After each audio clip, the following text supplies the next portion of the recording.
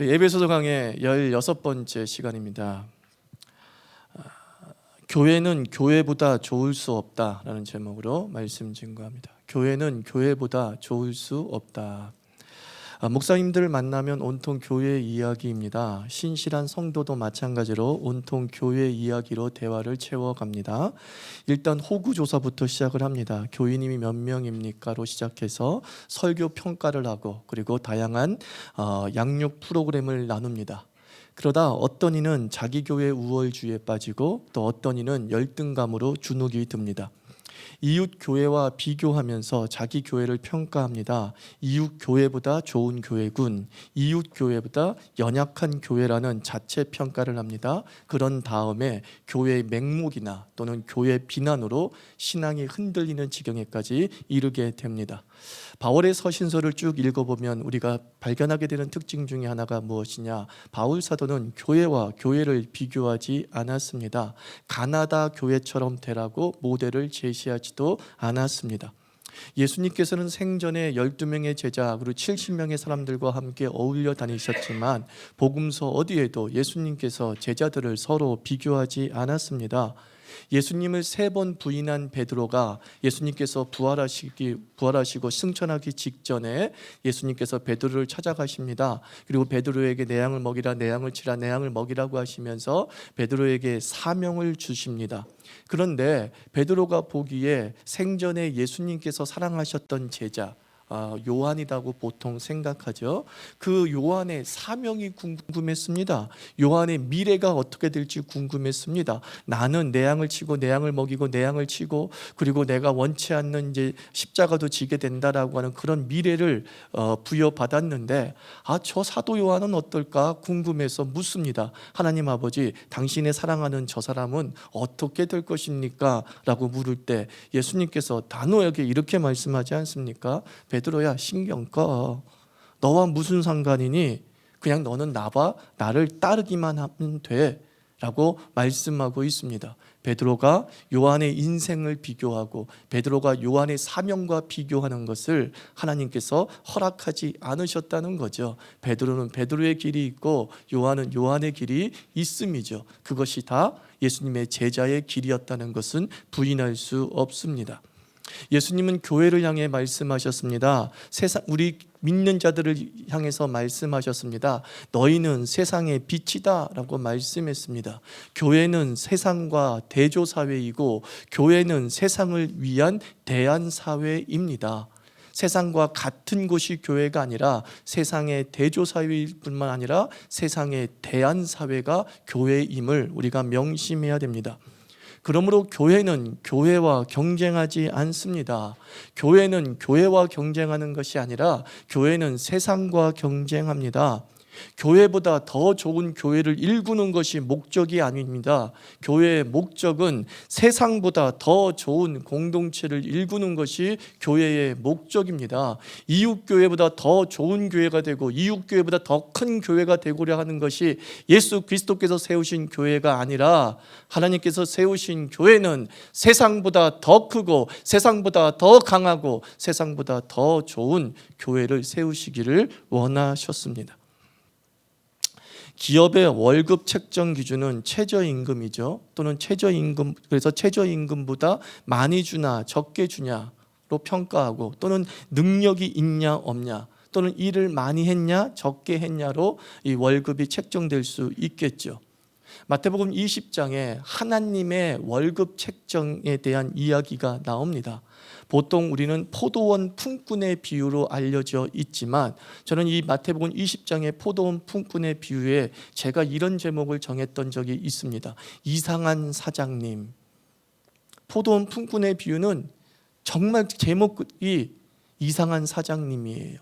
그 내용이 포도원 주인이 이제 일꾼을 채용하려고 아침 일찍 나갑니다. 새벽 5시에 일꾼들이 있습니다. 너 나랑 가서 일하자. 그럼 내가 너에게 한 데나리온을 줄게 라고 말합니다.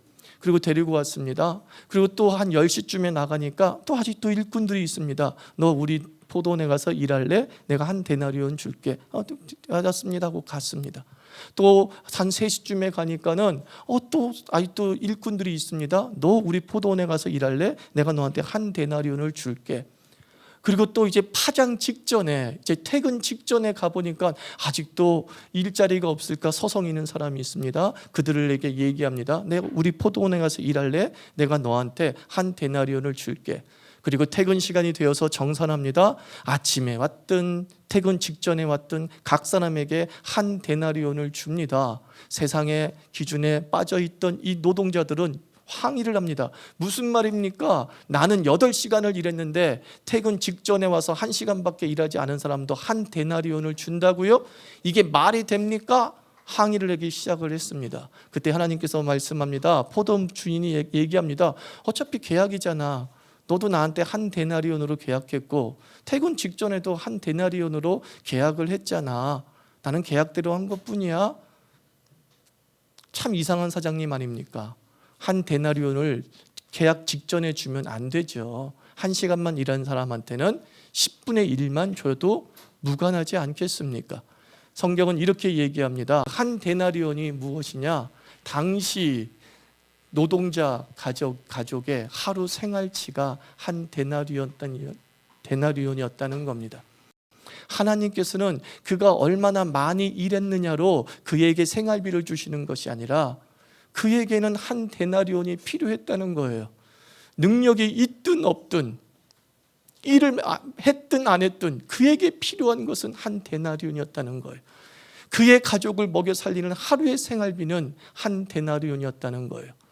예수님께서는 얼마나 많이 일했느냐로 월급을 주지 않고 얼마나 능력 있나로 월급을 주지 않고 너에게 필요한 것이지 한 데나리온이니? 그럼 나는 너에게 그 생존의 비용을 기꺼이 줄게 라고 말씀한 것입니다. 최저 생계비, 그것이 어떻게 보면은 기준이 될 수 있지 않습니까? 저희 교회도 나름대로 교회가 커가면 직원들도 생기겠지요. 그때 우리는 최저 생계비를 주는 것이 월급 책정의 기준이 돼서는 안 된다고 봅니다. 저는 최저 생계비가 이상이 우리의 목표가 아니에요. 최저 생계비 이상이 우리의 목표가 아니라 저는 이렇게 월급에 대한 기준을 정했어요. 최저 여가비 이상, 그게 우리의 목표입니다. 최저 생계비 이상이 교회의 사례비의 기준이 아니라 최저 여가비 이상이 우리 자유교회의 사례비 평가 기준이 되어야 된다라는 것입니다. 교회의 형편이 나아질수록 우리는 그 최저 여가비 이상의 목표를 이루어야 됩니다. 그 사람이 먹고 사는 것으로 끝나는 것이 아니라 그 사람이 영화도 보고 그 사람이 여행도 가고 그 가족이 함께 풀장도 갈 수 있는 최저 여가비, 그게 교회예요. 그것이 세상과 다른 교회의 기준입니다. 단위 매출이 비슷한 수준의 세상 기업보다 더 나누는 교회가 되는 것이 우리 자유교회의 꿈입니다. 우리는 세상과 경쟁할 것입니다. 최저 생계비라고 하는 세상에 대해서 우리는 최저 여가비라고 하는 목표를 가지고 세상과 경쟁해서 나아가야 되는 거죠. 관계도 마찬가지입니다. 교회 친구가 세상 친구보다 더 좋은가라는 질문을 던질 때에 우리는 기꺼이 교회 친구가 더 좋다고 말하는 공동체를 이루어야겠지요. 8월 11일자 경향신문에 OECD 국가를 대상으로 한 더 나은 삶의 지수를 평가를 했습니다. 그런데 공동체성에 있어서 우리 대한민국이 최하위를 기록하고 있어요. 한국인의 21.6%, 그러니까 22%의 사람들이 어떤 생각을 가지고 있냐면 나는 어려운 일을 당할 때 도움이 되는 가족도 없고 도움이 되는 친척도 없고 도움이 되는 친구가 없다고 생각하고 있대요. 그냥 10명 중에 두세 명 정도가 관계에 있어서 완전히 단절된 삶을 살아가고 있다는 거예요. 내게 주어진 이 세상은 내가 어려울 때에 도움을 줄 사람이 거의 없어 라고 생각하고 있다는 거죠. 그리고 사업, 고용, 그리고 이웃 주거 환경 문제로 분쟁을 겪은 정도의 비율이 다른 OECD 국가보다 월등히 높다라는 거예요. 이웃과 그렇게 싸워요. 이웃과 그렇게 관계가 안 좋아요. 그게 우리 대한민국의 현 주소다라고 지표가 설명해 주고 있죠. 우리 대한민국이라는 세상이 이렇게 관계가 무너지고 관계가 힘들어 살고 있때에 자유교회는 그 세상과 비교했을 때 더 좋은 관계를 가져야 될 줄 믿습니다. 우리의 경쟁 상대는 이 세상의 관계란 말이에요. 이 세상에 빌어먹을 관계를 깨버리고 세상이 줄 수 없는 놀라운 관계를 선물해야 될 줄 믿습니다. 우리 자유교회는 숫자에 비해서 교회 공간이 넓은 편입니다. 개척 때부터 교회 공간을 굉장히 넓게 만들어서 사용하고 있던 게 사실입니다. 최근에 재정 압박으로 인해서 사실 교회 공간을 줄이는 것이 구조조정의 최우선의 방법일 수 있습니다. 그럼에도 불구하고 제가 악착같이 버티는 이유가 있습니다. 매일 기도하면서 버티는 기도 제목이 한 가지가 있습니다. 하나님 아버지, 대부분의 주님의 사람들은 세상에서 딱 한 평도 갖지 못해서 좁디 좁은 삶을 살고 있습니다. 좀 더 넓은 공간에서 살겠다고 저축하고 대출 받는 가운데서도 저들이 이렇게 헌금을 드립니다. 좁은 세상, 답답한 세상에서 살다 온 교인들이 교회에 와서도 더 좁고 교회에 와서도 더 불편하고 닫힌 공간에 있을 때에 그 마음이 얼마나 비참해 볼까 제가 한번 상상해 보았습니다. 주님, 교회가 내가 사는 세상보다 더 넓다, 교회가 내가 사는 세상보다 더 여유롭다, 그 공간이 가지고 있는 의미와 상징성 때문에 저 4층을 놓지 않고 있는 거죠. 내는 세상 속에 갇혀있는 삶을 살았던 우리 대한민국의 비참한 국민들 한 사람 한 사람이 교회에 와서만큼은 참 넓다라는 마음을 가질 수 있다면 우린 세상을 이긴 것입니다. 그런 의미로 버티는 거예요. 우리 애들이 교회에 오면 좋다고 말할 때 난 기분이 너무 좋아요. 우리 교회 풀장이 있어서 좋다고 말할 때 너무 좋아요. 세상과 이긴 거거든요. 세상이 좋은 게 얼마나 많습니까? 세상이 즐거운 게 얼마나 많습니까? 그런데 그 아이들이 세상의 즐거움과 비교했을 때 교회의 즐거움이 더 크대요. 팡팡에 가는 것보다 교회 공간에 오는 게 더 좋대요. 세상을 이긴 것이죠. 이것이 우리 교회의 꿈이 되어야 될 줄 믿습니다.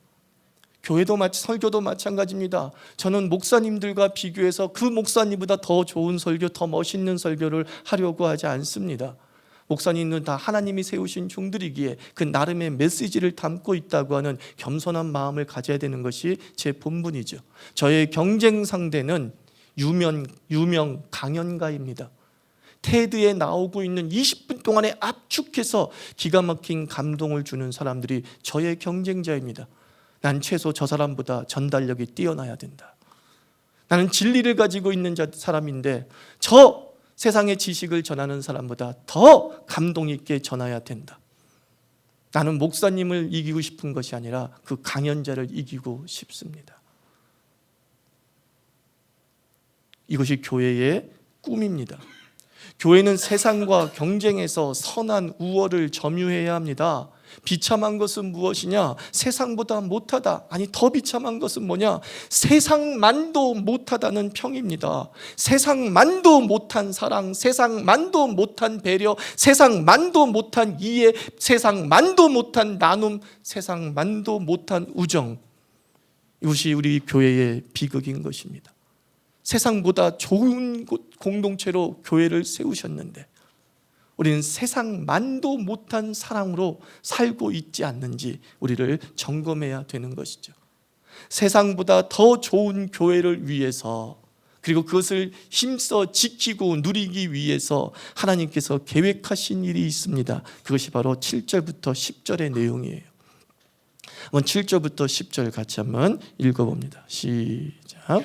우리 각 사람에게 그리스도의 선물의 분량대로 은혜를 주셨나니 그러므로 이르기를 그가 위로 올라가실 때에 사로잡힌 자들을 사로잡으시고 사람들에게 선물을 주셨다 하였도다. 올라가셨다 하였은즉 땅 아래 낮은 곳으로 내리셨던 것이 아니면 무엇이냐? 내리셨던 그가 곧 모든 하늘 위에 오르신 자니 이는 만물을 충만하게 하려 하심이라.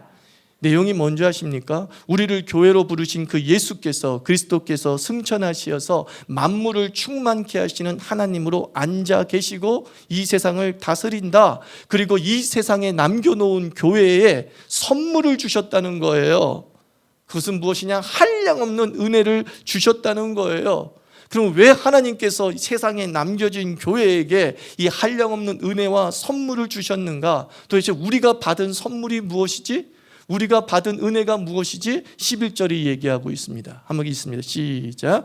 그가 어떤 사람은 사도로, 어떤 사람은 선지자로, 어떤 사람은 복음 전하는 자로, 어떤 사람은 목사와 교사로 삼으셨습니다. 쉽게 얘기하면 이 교회에 남아있는 자들에게 재능을 주셨다는 거죠. 사명을 주셨다는 거죠. 능력을 주셨다는 거예요. 하늘에 올라가셔서 이 세상을 다스리는 우리 주 예수 그리스도께서 교회에게 그냥 어떻게든 살아라고 하지 아니하고 재능을 주시고 능력을 주시고 사명을 주셨어요. 왜 그런 선물을 우리에게 주셨냐는 거예요. 왜 그런 재능을 우리에게 주셨냐는 거예요.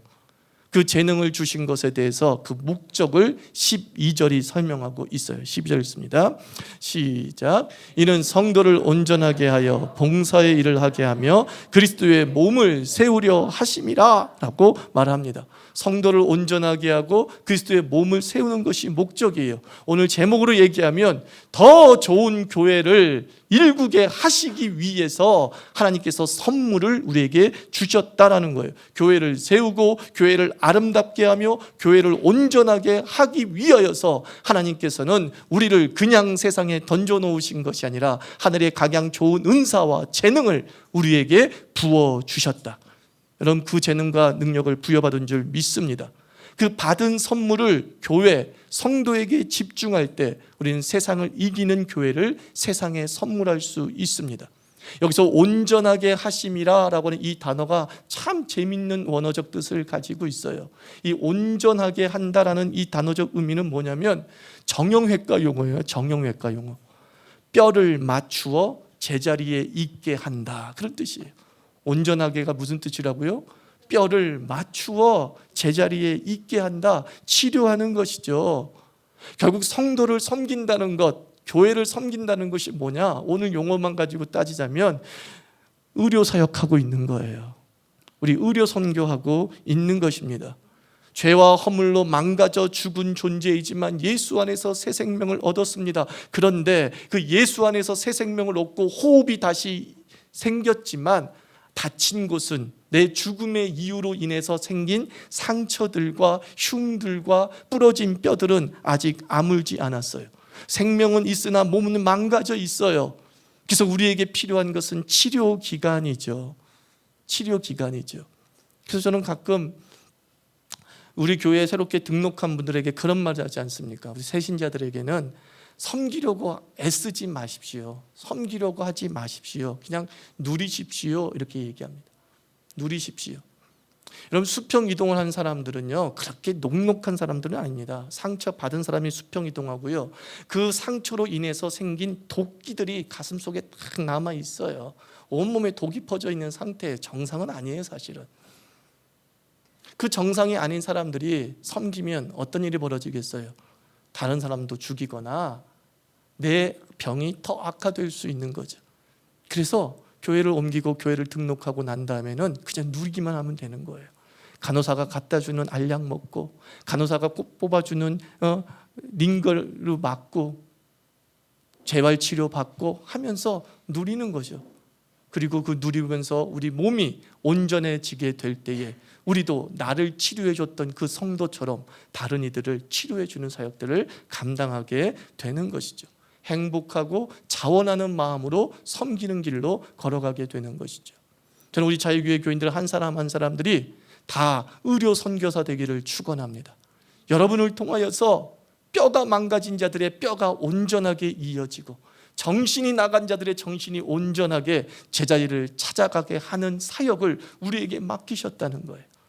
그 사역들을 온전히 감당할 때 교회는 세상과 경쟁해서 이길 수 있다는 거죠. 세상은 교회 사람을 망가뜨리기만 합니다. 세상은 교회를 상처를 주기만 합니다. 세상은 교회에 사람들에게 강한 비수를 꽂아 주눅들게 만듭니다. 그런데 교회는 뼈를 맞추어 제자리에 있게 하는 의료사역, 치유사역이 벌어진다는 거예요. 그러니 사람들은 얘기합니다. 교회가 더 좋아. 난 이곳에서 치유받기 때문이고, 난 이곳에서 영양분을 공급받기 때문에 교회가 더 좋아 라고 말하는 것입니다. 여러분들, 세상과 비교하면 더 좋은 교회가 될 수 있는 확률은 100%예요. 그렇죠. 세상이 그렇게 좋지는 않아요. 여러분들은 좋을지 모르겠지만, 그래서 세상과 비교하면서 세상보다 더 좋은 교회가 되겠다라고 마음 먹으면 우리는 누구나 다 목표를 100% 달성할 수 있어요. 이 수준이면 딱 좋다라고 하면서 안주할 수 있습니다. 그래서 성경 또 에베소서 4장 13절과 15절에서는 우리의 비교 대상이 굳이 있다면, 우리가 목표에서 이겨야 될 대상이 굳이 있다면 이것이다, 이렇게 얘기합니다. 13절 읽습니다. 시작. 우리가 다 하나님의 아들을 믿는 것과 아는 일에 하나가 되어 온전한 사람을 이루어 그리스도의 장성한 분량이 충만한 데까지 이르리니. 누구를 얘기해요? 그리스도의 장성한 분량에 이르라. 우리가 굳이 비교한다면 15절에 있습니다. 시작. 오직 사랑 안에서 참된 것을 하여 범사에 그에게까지 자랄지라. 그는 머리니 곧 그리스도라. 누구에게까지 자라래요? 그리스도에게, 예수 그리스도에게까지 자라라 라고 말합니다. 어느 교회보다 좋다라는 것이 아니라 과연 우리는 그리스도와 가까이 갔느냐, 이것이 우리의 평생의 비교 내용이 되어야 된다고 말합니다. 가정 불화를 보면 대부분 비교입니다. 누구와 비교합니까? 이웃의 남편과 이웃의 아내와 이웃의 부모와 이웃의 자녀와 비교하잖아요. 그러면서 서로 다투잖아요. 왜 당신은 저 남자처럼, 왜 너희는 저 집 아들처럼 되지 않니? 라고 비교하고 있습니다. 근데 주님께서는 말합니다. 그 이웃의 아내, 이웃의 가정과 비교하지 말고 그리스도와 비교하라. 우리가 그리스도와 비교하며 닮아가려고 할 때에 어떤 일이 벌어지게 되냐면은 은혜를 구하게 되는 거예요. 뭘 구하게 된다고요? 은혜를 구하게 돼요. 세상과 비교하고, 그리고 이웃과 비교하면서 그 이웃이 우리의 목표가 되고 세상이 그것의 목표가 되면은 우리는 어떤 생각이 들게 되냐면은 할 수 있을 것 같은 생각이 드는 거예요. 잔소리하고 신경질을 내고 참견을 하는 이유가 뭔지 아십니까? 얘가 조금만 더 하면 이웃의 아들보다 공부 더 할 것 같거든. 이해가 되세요? 이 남편이 조금만 노력하면 내 동창 남편보다 승진이 될 것 같거든. 이 사람을 조금만 더 잔소리하고 신경질을 부리면 드라마에 나오는 어떤 현모양처 같은 아내보다 더 잘 될 것 같거든. 왜 신경질을 부리고 왜 잔소리하고 왜 참견하느냐? 될 것 같아서예요. 될 것 같아서. 그 목표에 도달할 수 있을 것 같아서 하는 거예요. 하는 거예요. 그런데 예수님과 비교하기 시작하는 거예요. 나의 남편을 예수님, 신랑 되신 예수님과 비교해요. 그때 우리에게 몰려오는 건 뭐죠? 절망감이죠. 내 남편은 저렇게 될 수 없어. 내 남편은 저렇게 될 수 없어. 아내를 비교합니다. 마리아와 비교하네. 예수님의 모친 마리아와 비교하니까 생각합니다. 내 아내는 저렇게 될 수가 없어. 자기 자식을 솔로몬의 지혜와 비교하고 있네. 절망합니다. 내 아들은 솔로몬처럼 될 수 없어. 절망할 때 우리 크리스찬들에게 나오는 행위가 뭐죠? 그때 기도가 나오는 거죠. 하나님 도와주시옵소서. 도대체 우리는 저기에 도달할 수가 없습니다. 당신의 은혜가 아니고서는 우리는 저기에 도달할 수 없습니다. 잔소리 대신 기도합니다. 참견 대신 기도합니다. 신경질 대신 하나님께 은혜를 구하기 시작하는 거예요. 그 기도의 역사 속에 여러분의 가정은 더 좋은 가정이 될 줄 믿습니다. 여러분, 좀만 내가 신경 쓰면 될 수 있을 거라고 생각하는 그 모든 것은 사실 우리가 추구해야 될 목표가 될 수 없어요. 내가 애쓰고 내가 노력하면 저 정도는 될 거야 라고 판단되어지는 것은 도달하기도 전에 관계를 깨뜨리고 가정을 붕괴시키고 그나마 좋았던 알량한 사랑 하나조차도 다 망가지게 만드는 거예요. 다 망가지게 만드는 거예요. 그래서 바울 사도는 우리의 목표는 아주 좋은 어떤 교회도, 아주 좋은 어떤 조직체도 아니야. 우리는 그리스도의 장성한 분량까지 자라며 그 그리스도까지 자라는 것이 우리 교회의 목표이다. 그러니까 나오는 삶이 뭐라고요? 주여 은혜를 주시옵소서. 이거밖에 없는 거예요. 나는 할 수 없사오니 은혜를 주시옵소서. 하나님 아버지, 그 천국과 같은 놀라운 넓은 공간을 우리가 꿈꾸고 있는데 우리 자유교회는 그럴 수 없습니다. 그러오니 은혜를 주시옵소서. 은혜를 주시옵소서. 이것이 우리 교회를 더 좋은 교회로 만들 수 있는 힘이 되는 거죠. 교회보다 좋은 교회는 교회의 목적이 아니죠. 세상보다 좋은 교회, 또 세상을 넘어선 그 이상을 이루는 것이 우리의 교회의 사명인 줄 믿습니다. 그리스도의 장성한 분량에 이르기까지 우리는 항상 기도로 주의 은혜를 구하는 거룩한 공동체 되기를 주님의 이름으로 축원합니다. 기도합시다. 여러분들 이 시간에 회개 기도합시다. 혹시 여러분들의 남편, 아내, 자식 모두 부모를 자꾸 어떤 더 좋아 보이는 어떤 대상과 비교하면서 참견하고 신경질 부리고 잔소리하다가 관계가 멀어지고 싸우고 뭐 그러진 않았는가? 한번 생각해 보십시오. 하나님 아버지, 우리의 목표는 그리스도를 닮아가는 것입니다. 내 자녀가 그리스도를 닮아가야 되는데 한없이 부족하오니 은혜를 주시옵소서. 내 남편이 그리스도를 닮아가야 되는데 한없이 부족하오니 주님 은혜를 주시옵소서. 우리 교회가 하늘 천국을 닮아가야 되는데 한없이 부족하오니 주여 은혜를 주시옵소서. 주께서 꿈꾸신 공동체를 우리 가정과 교회를 통해 주님 이루시옵소서. 함께 기도하겠습니다.